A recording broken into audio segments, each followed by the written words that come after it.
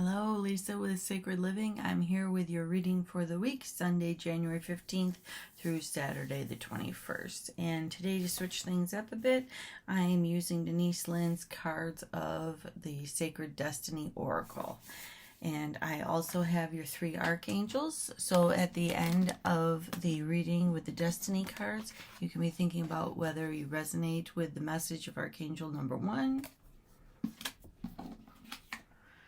Archangel number 2, or Archangel number 3. So Sunday begins with really looking at what potential has lying dormant. So volcanoes are just a storehouse for this massive amount of energy, and when the right switch flips, boom, is this really amazing blast of what has been inside all along. And that is what we are being called to look at this Sunday. And the other thing is it almost looks like one of those pictures with the Milky Way galaxy in the background. So it's like you've got all of this energy from above, all of this energy from below. Bam! What are we going to do with it? Are you going to allow yourself to step forward into your power? And the next card for Monday really is speaking of this. So the power card and my guides really helped me feel certain that it was supposed to be upside down. The power card is all about using our voice properly. So this is really in the past. We've had a really hard time, and I feel like there's some ancestral lineage stuff. Mostly it feels like I'm feeling it from our female ancestors, where there were patterns of feeling like we had to keep our mouth shut in order to keep everybody happy, and that whole business of how codependency may have began by not speaking up taught us to just hold inside and not use our voice in the proper alignment with what it is we have inside of us to spark our potential. So as we go through the rest of the week, there was a lot of darkness on the cards. And my first thought was, oh, this is going to be an intense week, lots of emotion. I don't think that's it. I think we're really digging deep into a lot of what is in the way of our creation and really tapping into our true power to create. And Tuesday is a really interesting card. So Tuesday is truth. And one of the things that is going on in this card is this wind is just blasting at this tree. And so it reminded me of the situation I had going on. I have this very dear friend of mine, and she and I, we have traded off body work for like decades now. So, my partner in crime from my massage school days and I would get together, and I would often give her a massage and she would give me Reiki, because there was nothing like that. She would get these really divinely inspired messages, and it would just be awesome, the things that she would come up with. And one day she was giving me Reiki, and the funniest thing, and she's like, I can't do that. And I'm like, what do you mean you can't? What? Can't do what? What are you talking? And I was like, no, come on. What was it that they're telling you? Lisa, they want me to hit you. I'm like, hit me? Well, in my mind, there have been so many years that she's always been right on with whatever messages she gets when she's giving me Reiki. It's just right on. So I'm like, well, I guess you better, because there's got to be something to this. And it was the funniest thing ever, because as she went to smack me, all I could feel was just this absolute wave of love. Like, there was no doubt in my mind that the reason that she was hitting me was because of how much she really loved me. So one of the things that can happen when you grow up with toxic people is they can tell you, well, I'm just telling you this because I love you. And it twists you up, and it's like, how do I know when to stand up for myself? And how do I know when somebody is just being an asshole? This helped me forever to learn the difference between what is the energy underneath of what is coming at me. It might feel strong and it might feel abrasive, but if there's love, then you can always tell that that was the true intention of that person. And ever since then, I've never had that come into question. And there have been plenty of people who say, I'm just smacking you because I love you. I wouldn't tell you this if I didn't love you. But there's no love there. It's all ego. It's all from a different source other than love. And I'm just like, okay, if you think so. And I can go on about my business without a mind that is going back and forth constantly. And that is such a helpful thing, is to really be able to quiet yourself and look for what is the energy that is present with that drastic blast.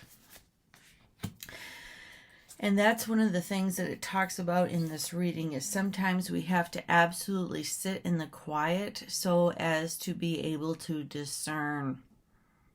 So this water is completely placid that the person is sitting on, indicative that our emotions are just really at baseline. We've quieted ourselves. We've done some breath work to really check in. And what is it that we're noticing? Is it that we're noticing a blast, or is it that we're noticing that there is a lot of love, or is it that there's some divine inspiration prompting us to move forward and do some things?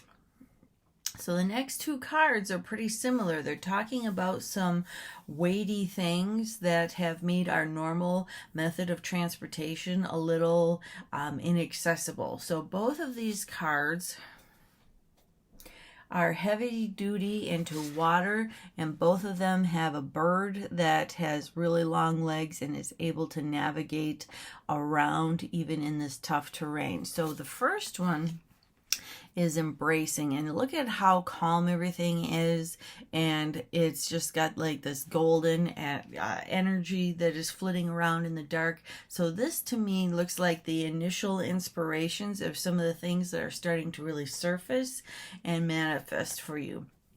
But it is, it's like a floodplain, and the floodplain is a really super fertile place, but it's the result of prior storms. So whatever's going on Thursday and Friday is the result of a lot of other work that you've done, like heavy duty work.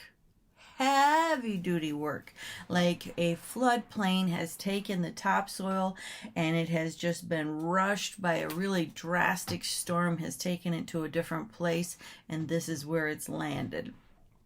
And so it grows things in an amazingly quick way because it has the best of what was taken away in other situations. So it's like this whole energy of, you thought that you lost something in the past, but whatever it was that you really gained, the seeds are sprouting and really growing. And it's important to not get caught up in the emotions of how that felt when whatever was removed from your life was removed, because whatever it is that you've learned is the foundation for what you're doing now. So then this standstill comes, and while the water is placid and probably a little bit stagnant in places, not as pure as in this card, so there might be a little bit heavier emotions on Friday. But what we need to rely on is this completely new method of transportation, because you can't just go walking through a swamp. You will get stuck in the mud. So it's important to not get stuck in the mud of all of the stuff that's gone on in the past.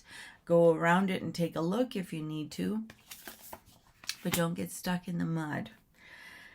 And then Saturday, so one of the things that can happen is if you guys have, if I, you, any of us have had a really challenging series of years, is sometimes we have a tendency out of a trauma response to really say, I'm going to do all of this by myself and not ask for help, because sometimes you were belittled or made fun of or in some way punished for asking for the help that you needed. So you just stop asking.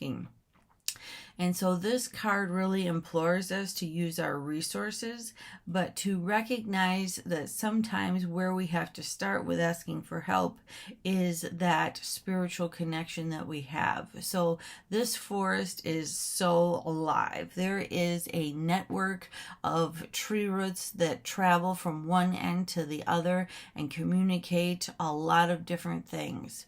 And if you look at the ecosystem of a forest, there is so much interconnectedness between all of the species. All of the tree roots have all the trees working together. And also our ancestors are here to help us with things. So while you may feel like the family that you have that is present with you is not helping, you're getting a lot of support from your ancestors. But it's important to ask for what it is that we need, and the butterflies, of course, are a very good symbol of transformation, going from one thing to another. So transmuting pain, transmuting all kinds of old patterns that are outmoded for us, and really using all of our resources. That's one thing the rainbow is all about too, is really using all of your energy centers to create a stable presence and the ability to then propel us forward with our goals, but using all of the energies at our access. So this is about really starting with checking in what is my potential? How am I using my voice to spark that? What are the energies that are around me that I'm feeling really bombarded and blasted by sometimes? Really taking some quiet time to discern what that's all about, standing up out of the emotions of the past and really taking a good look at what's around and how can we plant our seeds in that knowingness that we did learn from all of those situations, and using all of the help that walks beside us. So that is your reading for the week. If you have Archangel number 1, then here comes Archangel Jeremiah. And of course, I had that initial gut punch. But as I looked here, that gold flame was really bright. The gold wings were really bright. Archangel Jeremiah really is here to help us to take the best of what we have been through and to really propel us forward and not have to repeat the tough lessons again. So asking Archangel Jeremiah to help you with really how do I get past the lessons of the fate and move into my destiny.